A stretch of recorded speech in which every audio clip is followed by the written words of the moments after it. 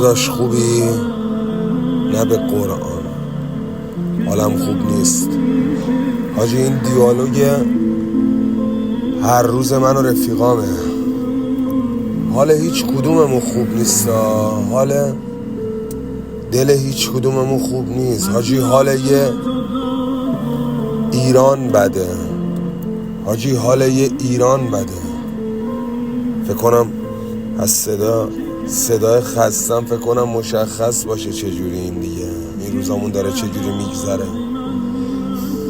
واقعا از خدا میخوام نگاه ویژش به قرآن به مردمم باشه، به مردم ایران، به مردم سرزمینم باشه. حداقل داداش نسل بعد از ما که گذشت ما سوختیم، نسل 60-70 سوخت، نسل بعد از ما راحت زندگی کنم. آمین.